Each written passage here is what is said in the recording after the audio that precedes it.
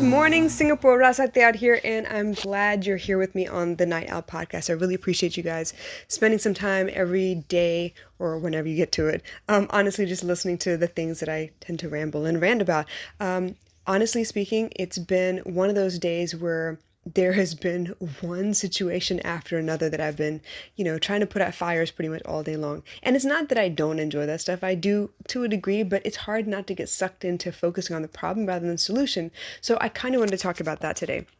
I was looking at a couple of quotes from Tony Robbins, and this is one of them that actually really makes a lot of sense to me, and it's something that I try to live by.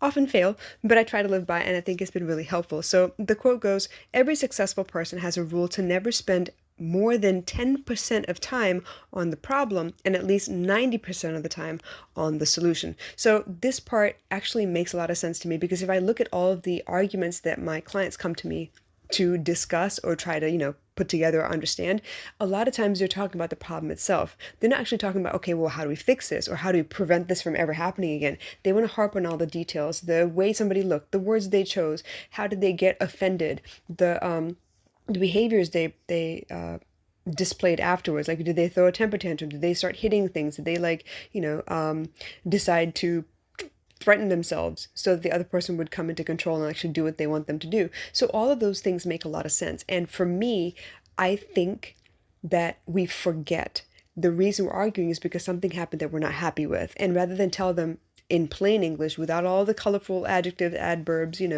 descriptive phrases, all that stuff, to tell them in plain English that, hey, I don't like that you did this because this is how it made me feel. To me, this felt like it meant blah, blah, blah, blah. Okay? So then it's very, very simply laid out. This is the problem. We've defined the problem. Now, what do we do to make sure there's a solution for it, or at least preventative maintenance so it doesn't ever happen again? We don't have the same fight over and over again. We can actually move forward in a relationship. So the fact that Tony Robbins says successful people tend to spend only 10% of their time, or they make sure they limit it, 10% of their time talking about the problem itself, and then the rest of the 90% is focused on, okay, well, what are the possible solutions? How can we make sure that everyone gets a little bit of what they want, right? So that they all feel heard and seen and appreciated.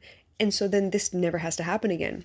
For example, I have had so many times where lately I've been trying to train my daughter to come back home on her own, just in case. I mean, I have shoots, I have meetings, and it's not that I want her to stay by herself ever, but I do want her to feel confident and independent enough. If anything were to happen, she's not going to be lost. Right? She's not going to be panicking. She's not going to make a silly decision because she's not confident that she could be okay by herself. So lately I've been training her to come home by herself, right? And a couple of times, her little childlike fantasy of going to the playground and spending all day at the playground kind of overtakes the need to listen to what your mom said, come back home, let me know that you're safe. So a couple of times she deviated from the norm. She went off and she played at the playground. Thank God nothing happened, right? And I'm not saying that, I'm worried for her life. She's going to be in deep shit. It's nothing like that. But I do get worried sometimes. I do get nervous. So on the couple of times that she did deviate from the plan was for her to come back home and call me, let me know she's home safe, right? When she goes downstairs and I haven't heard from her and I have no way of reaching her because old school mom, right? I'm analog. I'm not really a digital girl. I'm analog. I made sure that she doesn't have a phone because I need her to understand the urgency of me needing to know where she is and if she's safe, right? Or letting me know that, okay, this is the plan. This is what I'm going to do. At least let me know. Manage my expectations. So because I have no chance or way of getting in touch with her, and chances are if she ever got a phone, there would be times where her phone would die anyway. I'd have to, plan this out or prepare for moments like this. So I'm doing it now. I had to have the conversation. Hey, I was worried because I didn't hear from you. And I had to put it in context for her so she would understand. And I had to remind her, hey, when you wake up in the middle of the night and if I'm out in the living room, I'm actually, doing work, but you don't see me in my bed. You freak out a little bit, don't you? You panic. So I had to put it in context for her so she understood what I was going through. Once I put it into context, the next question was, okay, so this is the problem, right? You did this and I needed this instead. How do we make sure that you get what you want, I get what I want, and from now on we don't fight about the same thing over again? So going forward, we came up with a solution. If she wants to go to the playground, this actually makes sense to me and her as well. If she wants to go to the playground and she's coming home from school, she has a really heavy backpack, right? And rather than leave her backpack in the playground and then go run around to the different playgrounds, they're all interconnected, and forgetting where you put your backpack, I would rather she come home, drop her backpack off, call me from the house, let me know what the plan is, right? Go to the bathroom, fill up your water, and go down to the playground. No problem. At the time, she didn't have her own set of keys, and I had to remind her, okay, well, if you're going to leave the house again, I need you to lock up properly and go hide the keys very well in our hide key, right? So that when you come back home, if I'm not home yet, you still can get in the house, no problems. I don't want you running around with the keys in your hand, because climbing on monkey bars and jungle gyms and stuff, and if you don't have a pocket, or even if you do, it could fall out, and then you would have panic over, okay, well, how do I get back home now, right? So these are the things we talked about: preventative maintenance, managing each other's expectations, understanding the gravity of the situation, because what would I be thinking if I'm not close by and I don't have anyone that I could call and ask to check on you, right? It's the two of us. We worked on our communication. We worked on the solution. So being able to have that conversation with a 9-year-old, mind you, right? And she was able to understand, okay, yeah, you're right. It would worry the hell out of me if I couldn't get in touch with you. And even if I do have a communication platform, sometimes you don't answer right away, and that makes me scared. So she understood from my point of view, because she's experienced it in her own way, that it could be very, very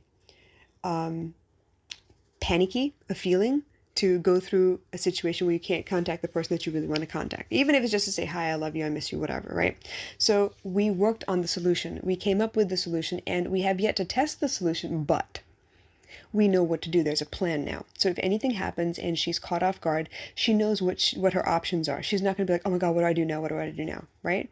So rather than go off to a stranger, she knows what the plan is. She knows how to contact me, and we've discussed it. So we didn't spend that much time on, oh my God, you should feel remorse, and you should repent, and you should apologize 20,000 times, and you should grovel because I don't feel good enough about this yet. No, we didn't do that. We talked about the problem. We defined the problem. And then we said, all right, well, what can we do going forward so that you get what you want and I get what I want, as close to what we want as possible, but both of us are happy and both of us feel good about the plan. And that's honestly what I've been trying to teach people when it comes to relationships with their parents, relationships with their siblings, relationships with your significant other, your teachers, your boss, your friends. If there's anything that comes up as a problem, the best thing to do is solve it so you don't have that same problem again. Like, there's nothing more insane than going through the same damn argument every freaking time. Or, conversely, to go through the same arguments, the same types of arguments, and then they take 10 days to get over because your feelings are so hurt, you're still picking at each other's words rather than focusing on the solution. So you see what I mean by the importance of actually spending 10% of your energy on the problem itself, and then the 90% is on the solution. Because if you can focus on the solution, you can move on with your life. You can get on with the next adventure, So I'm not sure if it makes sense to you. Please let me know what you think about the concept. I think it's really helpful to put it in context like that, because we forget that we're not talking about the solution anymore. We forget that we're just obsessing about the problem itself. Our biggest, our most favorite pastime is to gossip or complain, right? You get into a situation that was really, really upsetting, or you couldn't even believe that it happened the way it did. First thing you want to do is call somebody up that you can go tell them about, because you want someone else to validate the fact that you feel pain or feel embarrassment or whatever you're feeling. And when you call them, you're retelling the entire story, meaning you're living through it one more time. And when you've hung up with them, you're like, yeah, but you know what? I don't feel like this is solved yet. And rather than go to the source and fix the problem, you're going to call someone else and retell the story all over again. So this is how we obsess about something and spend way more energy than we absolutely need to on things that actually don't matter.